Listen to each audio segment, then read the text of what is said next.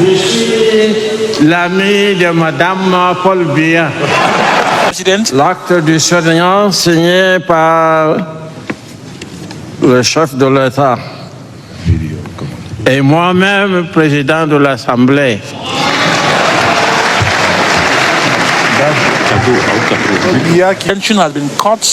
Ah, voilà, les faits me donnent raison. C'est le président de l'Assemblée nationale qui offre donc ce stylo à billes qui a servi à signer l'acte de serment. Il offre donc au président de la République, Paul Biya. C'est la surprise, l'événement dans cette cérémonie de prestation de serment qui contribue à détendre davantage l'atmosphère d'ailleurs.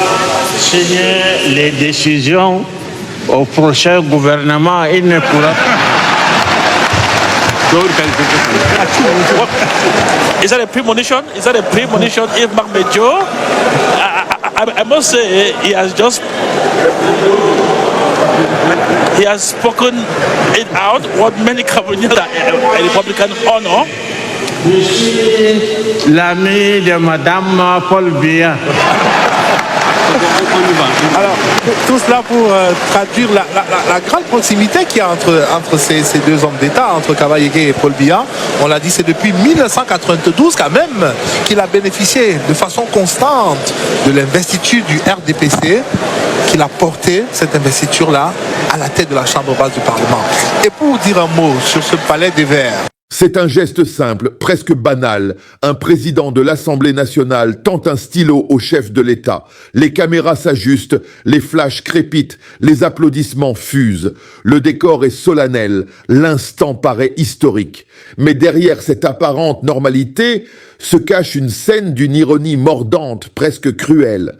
Ce stylo, présenté comme l'instrument de l'investiture, pourrait bien devenir celui de la délégation du pouvoir, le symbole d'un règne qui, épuisé par le temps, cherche à se prolonger dans l'ombre à travers d'autres mains.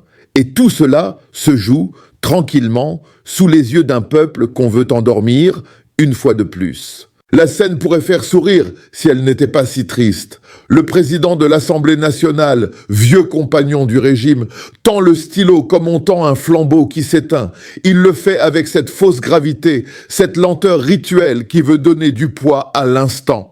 Mais chacun le sait, le stylo n'a plus rien de symbolique. Il n'est plus le signe de la souveraineté du peuple. Il est devenu un instrument de transmission entre vieillards fatigués, entre gardiens d'un système en fin de course. Ce n'est plus un outil d'État, c'est un objet de survie politique. Et le peuple regarde, impuissant, cette mise en scène grotesque. On applaudit mécaniquement parce que c'est le protocole.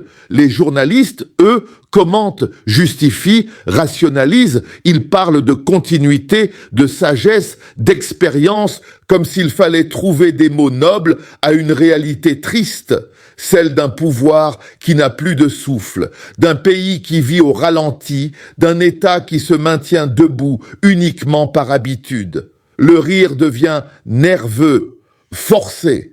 Ce moment censé incarner la stabilité devient la caricature de la fatigue nationale. Paul Biya signe, lentement. Le geste est hésitant, presque douloureux. Le poids de l'âge, oui, mais surtout le poids du temps qui passe et qui ne pardonne pas. Ce n'est pas un serment qu'il signe, c'est un constat. Celui d'un homme qui s'accroche à un pouvoir que son corps ne supporte plus, que sa voix ne peut plus défendre.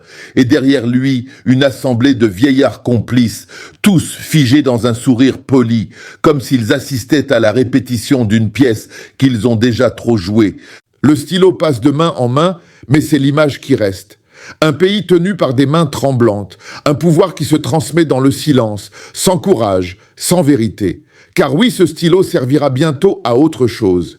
Il servira dans l'ombre à signer la délégation de pouvoir au secrétaire général de la présidence, Ferdinand Ngo, l'homme qui gouverne déjà sans titre officiel, l'homme des signatures discrètes, des décrets nocturnes, des décisions prises loin des regards. Et pendant que le peuple croit à l'investiture, le vrai transfert se prépare dans les coulisses. C'est là toute la tragédie. Le pouvoir se délègue en silence, sans débat, sans annonce, sans dignité. Comme si le pays n'avait plus droit à la vérité. Comme si la République n'était plus qu'une scène de théâtre où chacun récite son texte en espérant que le rideau ne tombe pas trop vite. Le président se repose, son entourage gouverne et tout le monde fait semblant que tout va bien. Les journalistes, eux, deviennent les narrateurs de cette comédie politique. Ils expliquent, ils minimisent, ils transforment le malaise en continuité, la lassitude en sagesse, la décadence en stabilité. Ils disent que le président a encore toute sa lucidité, qu'il a dirigé avec succès la cérémonie, que la nation reste unie derrière son chef. Des phrases vides, prononcées sans conviction, mais répétées en boucle pour maintenir l'illusion. Et pendant ce temps, le peuple, lui, se tait, pas par respect, par fatigue. Ce qui frappe, c'est le contraste entre la solennité du moment et la vacuité du geste. Le Cameroun donne l'image d'un État figé dans le temps, incapable de se réinventer. Tout est en place, les uniformes impeccables, les discours protocolaires, les caméras étrangères, mais rien n'a de sens. L'essentiel ici n'est pas ce qui est dit, mais ce qui est tu. Ce silence assourdissant autour d'une vérité simple, le pouvoir s'épuise et le pays avec lui. Le président de l'Assemblée remet un stylo à un homme âgé de plus de 90 ans pour signer un document qui engage l'avenir d'un peuple de 30 millions d'âmes. Et tout le monde applaudit, comme si ce simple geste pouvait conjurer le réel, comme si le symbole suffisait à cacher la fragilité du corps, la lassitude du peuple, l'épuisement du régime. Mais le temps ne se trompe pas, il passe. Et il emporte tout. Un jour, on reverra ces images. On les analysera à froid dans les manuels d'histoire ou les documentaires à venir. Et on dira que tout était déjà écrit, déjà visible. Que ce stylo, tendu avec tant de précaution, portait déjà la signature d'une fin. Pas celle d'un homme seulement, mais celle d'un système. Une fin douce, lente, silencieuse, une fin sans courage. Alors oui, c'est drôle, mais c'est aussi profondément triste. Drôle parce que le théâtre du pouvoir devient une comédie. Triste parce que c'est la réalité d'un pays qui s'endort. Ce stylo, que tout le monde regarde comme un symbole de continuité, n'est en réalité qu'un instrument de transition.